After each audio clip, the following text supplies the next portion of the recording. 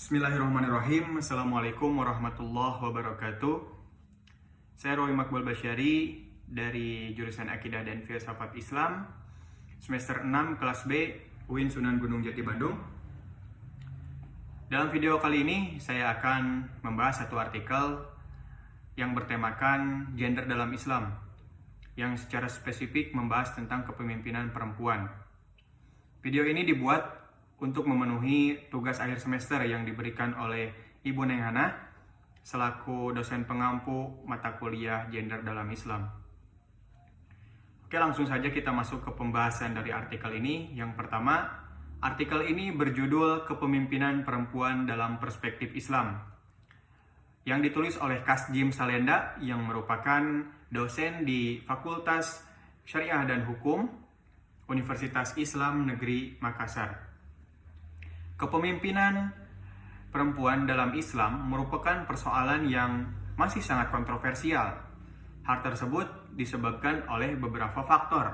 Antara lain, yang pertama, adanya nas dari Al-Quran atau hadis yang secara tekstual mengisyaratkan bahwa keutamaan bagi laki-laki adalah untuk menjadi pemimpin.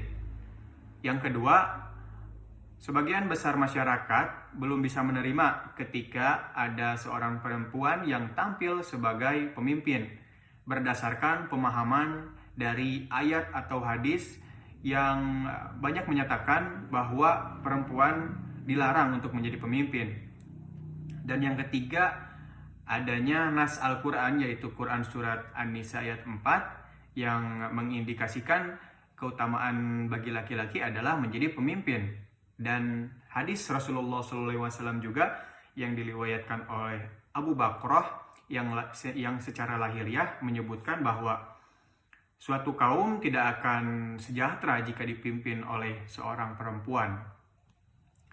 Persoalan tersebut tentu sangat menarik untuk dibahas, dan tentu tujuan dari penulis artikel ini adalah untuk mengkaji lebih lanjut dalam rangka mendapatkan informasi mengapa banyak ulama yang menantang nas-nas yang ada dalam Al-Quran atau hadis yang menyebutkan larangan atau keutamaan bagi laki-laki untuk menjadi pemimpin dan larangan untuk perempuan menjadi pemimpin.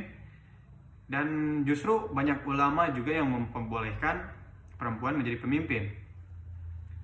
Metodologi penelitian artikel ini banyak berbasis pada studi teks, seperti nas-nas yang ada pada Al-Quran, hadis, usul fikih, dan juga fatwa-fatwa ulama di berbagai negara.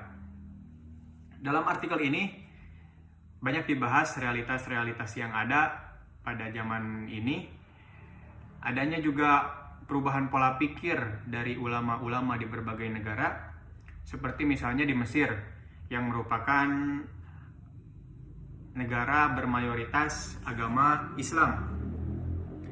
Pada awalnya Mesir itu sangat menentang keras, sangat menentang keberadaan seorang perempuan menjadi top leader berdasarkan fatwa yang dikeluarkan oleh ulama Al-Azhar Al-Sharif yang dikeluarkan pada tahun 1952 yang mengeluarkan fatwa memuat masalah hak dan kewenangan perempuan.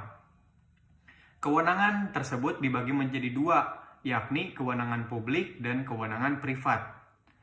Menurut fatwa tersebut, syariat Islam memberi kelonggaran pada perempuan dalam hal-hal yang bersifat kewenangan privat, seperti misalnya hak mengelola harta pribadinya, seperti menjual, menggibahkan, menggadaikan, menyewakan, dan melakukan transaksi-transaksi lainnya. Tidak ada orang yang bisa berhak mencampuri dalam urusan-urusan tersebut, baik suami ataupun keluarganya.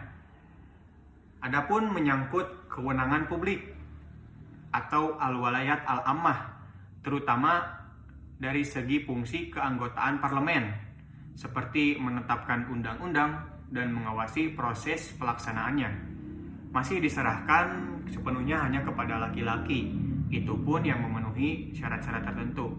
Akan tetapi dalam perkembangan berikutnya, terutama ulama Mesir, banyak berpandangan lain, yakni menerima kehadiran perempuan di pentas politik. Hal tersebut dapat dilihat misalnya pada Pasal 1 Undang-Undang Pengaturan Pemilikan Hak-Hak Politik Nomor 13 Tahun 1956 mencantumkan bahwa setiap warga negara Mesir, baik laki-laki maupun perempuan, yang mencapai usia 18 tahun, dengan sendirinya telah memiliki hak-hak politik. Bahkan dalam aturan-aturan keanggotaan Majelis Umat, tidak mencantumkan lagi syarat-syarat yang berkaitan dengan isu gender atau jenis kelamin. Ini berbeda dengan peraturan sebelumnya yang mensyaratkan anggotanya hanya terdiri dari laki-laki dan tidak menerima perempuan. Dalam Undang-Undang Dasar Mesir yang saat ini secara umum mencantumkan prinsip persamaan gender. Misalnya pada pasal 11 menetapkan bahwa negara wajib menjamin keselarasan antara tugas-tugas perempuan terhadap keluarganya dan aktivitas-aktivitas sosialnya, dan wajib menjamin persamaannya dengan laki-laki di berbagai bidang kehidupan sosial, politik, budaya, dan ekonomi, tanpa harus melanggar syariat Islam. Pada pasal 75 yang mengatur tentang syarat kandidat presiden pun sekarang tidak lagi mencantumkan persyaratan gender atau jenis kelamin. Kedudukan perempuan pada zaman klasik tidak seindah pada zaman sekarang ini. Pada kurun klasik, umumnya ulama memandang mereka sebagai masyarakat kelas 2 yang tidak memiliki hak untuk menjadi pemimpin.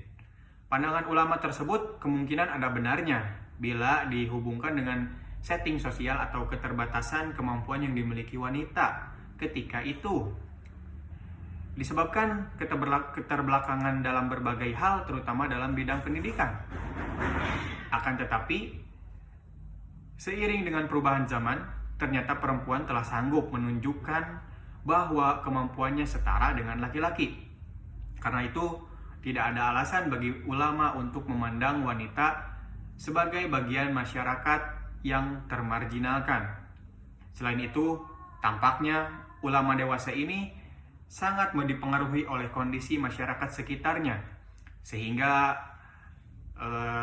persepsi tentang wanita mengalami perubahan dengan menerima kepemimpinan perempuan itu, semua itu tidak dapat dilepaskan dari pengaruh perubahan dan pola hidup masyarakat terhadap perkembangan pemikiran ulama dalam hukum-hukum Islam, khususnya mengenai kepemimpinan perempuan. Itulah pembahasan sedikit kutipan pembahasan dari artikel ini yang cukup menarik. Video ini saya cukupkan sekian. Terima kasih atas perhatiannya. Wassalamualaikum warahmatullahi wabarakatuh.